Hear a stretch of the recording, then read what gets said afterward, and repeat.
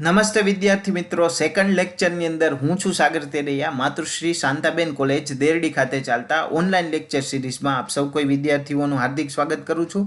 વિદ્યાર્થી મિત્રો, આપણે પહેલા લેક્ચરની અંદર પહેલા સેશનની અંદર ખાસ મમ્મટનો પરિચય પ્રાપ્ત કરવાનો પ્રયાસ કર્યા પછી આપણે નેક્સ્ટ લેક્ચરની અંદર હવે જે આપણું ગ્રંથ જે સિલેબસની અંદર છે કાવ્ય પ્રકાશ, તો કાવ્ય પ્રકાશનો બેઝિકલી આપણે ઇન્ટ્રોડક્શન આખો આઈડિયા હોવો જોઈએ, ઓવરવ્યૂ કે ભાઈ કાવ્ય પ્રકાશની અંદર કઈ કઈ વસ્તુનું નિરૂપણ મમ્મટ દ્વારા કરવામાં આવ્યું છે. મમ્મટનો પરિચય પણ ફર્સ્ટ લેક્ચરની અંદર ખાસ ડિસ્કસ આપણે કરી લીધો છે. ના જોયો હોય તો એક વખત ખાસ એને જોઈ લેજો. ઓકે, તો સીધો આપણે મમ્મટનો પરિચય, સમય ન બગાડતા મમ્મટનો પરિચય આપણે ડાયરેક્ટ પ્રાપ્ત કરવાનું કોશિશ કરી લીધી છે. કાવ્ય પ્રકાશને સીધું આપણે સ્ટાર્ટ કરીએ છીએ. તો કાવ્ય પ્રકાશ શું છે, આખી એક્ઝેક્ટલી આ બુક જે છે એની અંદર શું નિરૂપણ છે એવો ક્વેશ્ચન થાય તો કહે છે કે કાવ્ય की परख कैसे की जाए इस विषय पर उदाहरण सहित लिखा गया एक विस्तृत एवं अत्यंत महत्वपूर्ण प्रामाणिक ग्रंथ माना जाता है. એટલે કાવ્ય પ્રકાશ જે છે એ એવો ગ્રંથ છે વિદ્યાર્થીઓ કે એના દ્વારા આખું જે છે એ કાવ્યની પરખ, એટલે કાવ્ય જે છે એ કેને કહેવું જોઈએ, પહેલો પ્રશ્ન તો એ થાય. અને કાવ્યની જે પહેલ છે કે આને જ કાવ્ય કહેવાય, આને કાવ્ય ના કહેવાય, આ બધી વસ્તુઓના જે પ્રશ્ન જે છે એને ઉદાહરણ સહિત કાવ્ય આ જે છે મમ્મટે આ જે ગ્રંથ જે છે કાવ્ય પ્રકાશ એની અંદર વિસ્તૃત વર્ણન જે છે એ કરેલું છે. અને એવું કહેવાય છે કે સાહિત્યનો પ્રામાણિક ગ્રંથ કોઈ કેવો હોય, સાહિત્યના લાક્ષણિક ગ્રંથો લખાવાની શરૂઆત તો આ મમ્મટના કાવ્ય પ્રકાશથી થયું હોવાનું પણ મનાય છે. इवन कि इस ग्रंथ का अध्ययन आज भी विश्वविद्यालय के संस्कृत विभाग में पढ़ने वाले साहित्य के विद्यार्थी के लिए अत्यंत महत्वपूर्ण समझा जाता है. એટલે કોઈ પણ યુનિવર્સિટીનું તમે જોશો ને સિલેબસ તો એની અંદર આ કાવ્ય પ્રકાશ ગ્રંથ તો એઝ ઇટ ઇઝ મૂકેલો જ હશે, કારણ કે આ જે છે એ બેઝ છે. આના આધારે આખું જે લિટરેચર જે છે એ આખું જે છે એ કઈ રીતના લાક્ષણિક ગ્રંથો લખાવાની શરૂઆત થશે. તો હવે શું છે કાવ્ય પ્રકાશની અંદર નિરૂપણ કરેલું ખાસ, તો હવે જો હું તમને થોડું સમજાવું કે કાવ્ય પ્રકાશની અંદર શું વસ્તુ કહે છે. તો જોજો કે કાવ્ય प्रकाश को 10 भागों में बांटा जाता है, जिसको उन्होंने प्रथम उल्लास, द्वितीय उल्लास आदि नाम से दिए गए हैं. હવે જો સિલેબસ આપણે પહેલા જ લેક્ચરની અંદર ખાસ જોયો તો તમને યાદ હોય તો સિલેબસની અંદર કાવ્ય પ્રકાશની અંદર પહેલો અને 10મો ઉચ્છ્વાસ આપણા ઉલ્લાસ જે છે એ આપણા સિલેબસની અંદર રાખેલો છે. ઓકે, તો એની અંદર પહેલો જે ઉલ્લાસ છે, બરોબર, તો શું કામ પહેલો અને 10મો રાખેલો હશે? રીઝન એ જ છે વિદ્યાર્થીઓ કે મમ્મટનું જે કાવ્ય પ્રકાશ જે છે એની અંદર ટોટલ 10 જેટલા ઉચ્છ્વાસો આપેલા છે, બરોબર. 10 જેટલા ઉચ્છ્વાસોની અંદર આખું જે છે એ ઉલ્લાસની અંદર આખું જે કાવ્ય પ્રકાશ જે છે એ ખાસ નિરૂપણ કરેલું છે. હવે આપણે બેઝિકલી થોડો આઈડિયા હોવો જોઈએ, ગ્રંથનું અભ્યાસ કરીએ એ પૂર્વ આપણે થોડો આઈડિયા હોવો જોઈએ કે ભાઈ 1 થી 10 ઉલ્લાસની અંદર કયા કયા વિષયોનું નિરૂપણ મમ્મટ દ્વારા કરવામાં આવેલું છે. તો એ આપણે 1 બાય 1 આપણે પ્રથમથી લઈને 10 ઉલ્લાસ સુધીના બધા જ ને ઉલ્લાસને આપણે ખાસ અભ્યાસ કરીએ કે શું કે છે. પ્રથમ ઉલ્લાસની અંદર ખાસ મંગલાચરણ કરેલું છે, એટલે કે મંગલા સ્વચ્છા કેસરીના સ્વચ્છા સ્વચ્છા સ્વચ્છા સિતેન્દવહ, બરોબર.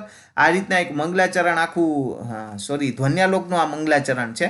પણ આ જે છે એ મંગલાચરણ દ્વારા એવું કહેવાય છે કે ભાઈ, તો આપણે પ્રથમ ઉલ્લાસનું જે મંગલાચરણ જે છે એની શરૂઆત કર્યા પછી કવિ સૃષ્ટિની વિશેષતા, એટલે કે કવિ જે છે એ કેવું હોવું જોઈએ, તો કાવ્ય જે છે એ કેવો હોવો જોઈએ, કવિ જે છે એ કાવ્યનું પ્રયોજન પણ ખાસ નિરૂપણ કર્યું છે કે કાવ્યમ યશસે અર્થકૃતે વ્યવહાર વિદેશિવેત રક્ષતે. આ બધી વાત પણ મમ્મટે ખાસ કરેલી છે. પ્રથમ ઉચ્છ્વાસની અંદર ઉપદેશ કી ત્રિવિધ શૈલી, એટલે ઉપદેશ કરવાની, ઉપદેશ કોઈને આપણે આપીએ છીએ તો એની શૈલી કઈ રીતની હોવી જોઈએ એ બધી વાત ખાસ મમ્મટે આની અંદર કરેલી છે. ઇવન કે वे करते हुए वे मयूर भट्ट, वामन, भामह, कुंतक के प्रयोजन का विश्लेषणात्मक अध्ययन करते हैं. એટલે કે ભામહ, કુંતક જે છે એ બરોબર છે ને, ભામહ અલંકાર સંપ્રદાયના ખાસ સારા એવા આચાર્ય થઈ ગયા. વામનની રીતિ ખાસ ફેમસ છે. તો આ બધા જે આચાર્યો જે છે ને એમના પણ કાવ્ય પ્રયોજનોને પણ વિશ્લેષણાત્મક અધ્યયન કરેલું છે.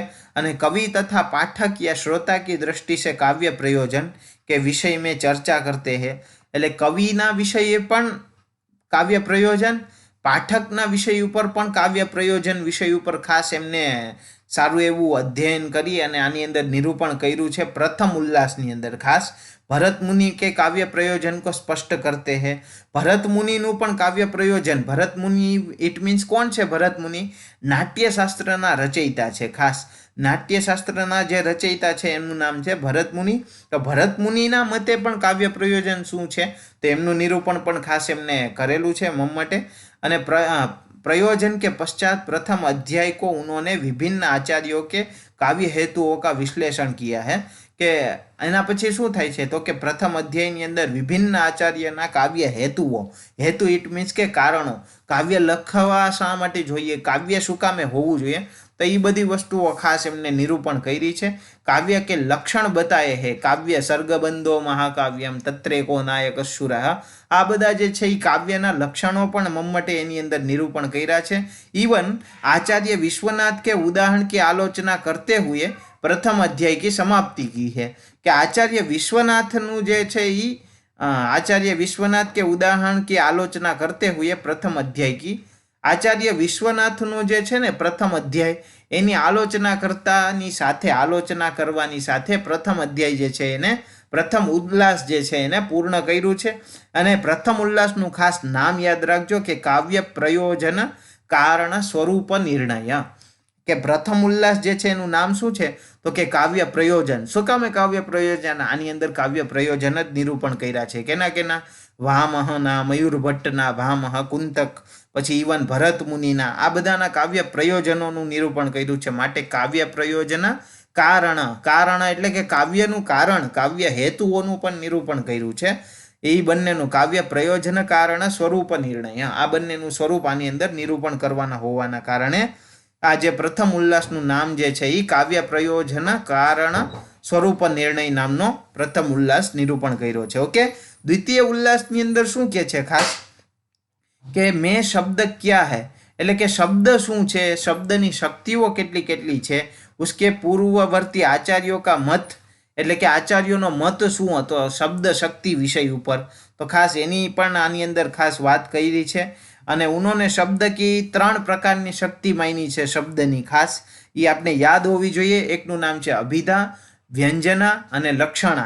आ 3 प्रकारनी शब्दनी शक्ति कीधी छे, बरोबर छे, विषय में बात की है। और व्यंजना को काव्य के लिए सर्वोत्तम गुण सिद्ध किया है, एटले के आ 3 शक्तिओमां व्यंजना ने सर्वोत्तम गणी छे। कोने? मम्मटे। खास मम्मटनो सिद्धांत जे छे शब्दनी 3 शक्ति, अभिधा, लक्षणा अने व्यंजना, एमां पण व्यंजना जे छे एने सर्वोत्तम शक्ति तरीके स्वीकारी छे। माटे आनुं जे शीर्षक छे ई शुं छे तो के शब्दार्थ स्वरूप निर्णय, एवुं द्वितीय उल्लासनुं नाम छे। शुं छे? शब्दार्थ, एटले शब्द अने अर्थनी मुख्य द्वितीय उल्लासनी अंदर वात करवामां आवी छे, माटे शब्दार्थ स्वरूप निर्णय आवुं नाम पाडवामां आव्युं छे। Is it clear? एना पछी जे छे ई शुं के छे तो के खास जोजो के तृतीय उल्लास, खास तृतीय उल्लासनी जे विशद व्याख्या की एनी अंदर शुं कर्युं छे तो के अर्थ विषे बात करी छे। ओनी अंदर शब्द विषे बात करी दीधी थी, केनी अंदर? द्वितीय उल्लासनी अंदर। सेम इट इज छे के आनी अंदर अर्थ विषयक बात करशे के अर्थ शुं छे, अर्थना भेद शुं छे, पूर्ववर्ती आचार्योनो मत शुं छे आना विषय उपर, अर्थ विषय उपर, अने स्वयं उनका इस विषय पर क्या विचार है, पोतानो पण विचार आनी अंदर रजू कर्यो छे। माटे अर्थव्यंजकता निर्णय नामनो तृतीय उल्लास एमने निरूपण कर्यो छे, बरोबर। खास पछी चतुर्थ उल्लासनी अंदर शुं कर्युं छे तो के ध्वनि काव्यना प्रकार कीधा छे। ध्वनि काव्य इट मीन्स के उत्तम काव्य, बरोबर। ध्वनि काव्य शुं छे तो के उत्तम काव्य छे। पछी रस विषयक वात करी छे, रसनी उत्पत्ति कई रीतना थाय, अनुभव, विभाव आदि जे पण होय ने काव्यनी अंदर बधुं होय। भाव एटले शुं थाय तो के आपणे नथी कहेता के भाई आ बहु व्यक्ति भावुक छे। अनुभव एटले शुं थाय तो के भावो पछी जे रिएक्शन आवे ने एनुं, जे भावुक थई गयो होय ने पछी जे एनुं रिएक्शन आवे तो एने अनुभवो कहेवाय, बरोबर। तो आ बधी वस्तुओनी समालोचनात्मक अध्ययन आज चतुर्थ उल्लासनी अंदर मम्मटे खास कर्युं होवाना कारणे आनुं जे शीर्षक जे छे ई ध्वनि निर्णय नामनुं शीर्षक आने आपेलुं छे। उत्तम काव्यने ज ध्वनि काव्य तरीके पण ओळखवामां आवे छे, खास याद राखजो। પછી પંચમ ઉલ્લાસની ખાસ વાત કરું તો પંચમ ઉલ્લાસની અંદર ગુણીભૂત વ્યંગ્ય કાવ્યનું ખાસ વર્ણન કર્યું છે અને ગુણીભૂત વ્યંગ્ય કાવ્યના ખાસ 8 ભેદ પણ કીધા છે. એનું વર્ણન ખાસ મમ્મટે વિશ્લેષણાત્મક અધ્યયન આની અંદર પ્રસ્તુત કરેલું છે. પૂર્વવર્તી આચાર્યોની પરિભાષા શું છે ગુણીભૂત વ્યંગ્ય કાવ્ય વિશે, વ્યંજના શક્તિ વિષયક અનેક આચાર્યોની જે પરિભાષા છે तथा उदाहरण का खंडन मंडन करते हुए उनके मत का प्रतिपादन किया है. એટલે કે કોઈક આચાર્યનું જે વાત છે એ ખોટી લાગેલી છે તો એનું ખંડન પણ કર્યું છે ને પોતાનો મત પણ સ્થાપિત કર્યો છે આચાર્ય મમ્મટ દ્વારા. તો એનું શીર્ષક શું છે પંચમ ઉલ્લાસની અંદર તો કે ધ્વનિ ગુણીભૂત વ્યંગ્ય સંકીર્ણ ભેદ નિર્ણય. બરોબર છે કે ધ્વનિ અને ગુણીભૂત જે કાવ્ય જે છે વ્યંગ્ય તો એનું સંકીર્ણ એટલે કે બંનેને સંયુક્ત રીતે એમનો જે ભેદ જે છે એ નિરૂપણ આની અંદર કરવાના હોવાના કારણે આનું નામ આ રીતના રાખેલું છે. પછી ષષ્ઠમ ઉલ્લાસની અંદર શું છે તો કે ષષ્ઠ ઉલ્લાસની અંદર ચિત્ર કાવ્યની ખાસ વાત કરવી છે. ચિત્ર કાવ્યનું બીજું નામ છે અધમ કાવ્ય. ખાસ યાદ રાખજો કે ચિત્ર કાવ્યનું બીજું નામ છે અધમ કાવ્ય. તો એના 2 ભેદ છે, એક શબ્દ ચિત્ર અને અર્થ ચિત્ર. બરોબર, એના વિષય ઉપર ખાસ વાત કરી છે. સેમ ઇટ ઇઝ પૂર્વાચાર્યોની જે પણ પરિભાષાઓ હતી શબ્દ ચિત્ર અને અર્થચિત્ર વિશે તો એનું પણ સમાલોચનાત્મક આની અંદર પ્રસ્તુતિ તમને જોવા મળશે. માટે ષષ્ઠમ ઉલ્લાસનું જે શીર્ષક છે એ શબ્દાર્થ ચિત્ર નિરૂપણમ કરીને ખાસ યાદ રાખજો. ષષ્ઠમ ઉલ્લાસનું નામ છે શબ્દાર્થ ચિત્ર નિરૂપણમ. સેમ ઇટ ઇઝ છે સપ્તમ ઉલ્લાસનું વર્ણન આની અંદર કર્યું છે. તો સપ્તમ ઉલ્લાસની અંદર ખાસ મમ્મટે કાવ્યના દોષોની વિશે વાત કરી છે કે આ કાવ્યની અંદર જો આ પ્રકારના દોષો જોવા મળે તો આ જે છે એને કાવ્ય ન માનવું એવું વ્યાખ્યાઓ કરી છે. બરોબર, શ્રુતિ કટુત્વ, અશ્રુત હાનિ, પરિકલ્પના, આ બધા જે છે એ 16 જેટલા દોષોની વાત કરી છે. એનું પણ વિસ્તારપૂર્વક વર્ણન કર્યું. માટે આ જે સપ્તમ જે ઉલ્લાસ જે છે એનું નામ છે દોષ દર્શન કરીને. બરોબર, 8મો ઉલ્લાસ જે છે એની અંદર શું તો કે કાવ્યના ગુણો પણ કીધા. પહેલા દોષો કીધા અને પછી ગુણો કીધા. ખાસ આ વસ્તુ સમજવાની છે કે પહેલા દોષો જોયા છે ને પછી ગુણો જોયા છે. બરોબર, એટલે અષ્ટમ ઉલ્લાસની અંદર ખાસ કાવ્યના ગુણો 3 પ્રકારના જે છે. બરોબર છે, માધુર્ય, પ્રસાદ અને ઓજ, આ બધા જે ગુણ જે છે 3 પ્રકારના તો એની વ્યાખ્યા કરી છે. આચાર્ય વામન દ્વારા પણ બતાવ્યા જે પણ કહેવામાં આવેલા 10 અર્થ ગુણોનું ખંડન તથા ગુણાનુસારી રચના અપવાદોનું પણ વિવેચનાત્મક આની અંદર પ્રસ્તુતિ કરી છે. માટે 8મો જે ઉલ્લાસ જે છે એનું નામ છે એ ગુણાલંકાર ભેદ નિર્ણય કરીને રાખવામાં આવ્યું છે. 9મો ઉલ્લાસ સેમ ઇટ ઇઝ છે કે શબ્દ અલંકારની પરિભાષા, એમનું ઉદાહરણ, પ્રયોગો, એમની સાથે અપવાદો પણ કેટલા છે તો એનું વર્ણન કરવાના કારણે 9મો ઉલ્લાસનું વર્ણન પણ આની અંદર જોવા મળશે. ખાસ સેમ અલગ લાસ્ટમાં આપણા સિલેબસની અંદર પણ છે કે 10મો ઉલ્લાસ. તો 10મો ઉલ્લાસની અંદર અર્થાલંકારોનું ખાસ છે. હવે શબ્દ અલંકાર કેને કહેવાય, અર્થાલંકાર કેને કહેવાય, જ્યારે હું તમને અલંકારનું જે પણ લેક્ચર આપણું નેક્સ્ટ અપલોડ થઈ ગયું છે તો એની અંદર ખાસ ઇન ડિટેલ તમને વ્યવસ્થિત સમજાવેલું છે. બરોબર, અર્થાલંકારની પરિભાષા શું છે, એનું ઉદાહરણ શું છે, એના એક્ઝામ્પલ પ્રયોગો કઈ જગ્યાએ થાય છે, એના અપવાદો પણ કેટલા છે અર્થાલંકારના, તો એ બધી વસ્તુઓ ખાસ એમને 10મા ઉલ્લાસની અંદર પ્રતિપાદિત કરી છે. તો આ રીતના 1 થી 10 ઉલ્લાસની અંદર મમ્મટે ખાસ કાવ્ય પ્રકાશ જે છે એનું વિભાજન કરેલું છે. ઓકે વિદ્યાર્થીઓ, નેક્સ્ટ લેક્ચરથી આપણે પ્રથમ અને 10મો જે ઉલ્લાસ આપણા સિલેબસની અંદર છે તો એને ઇન ડિટેલ આપણે સ્ટડી શરૂ કરવા જઈ રહ્યા છીએ. થેન્ક યુ વેરી મચ સાંભળવા માટે. નેક્સ્ટ પણ આપણે મળીએ છીએ. બાય બધાને.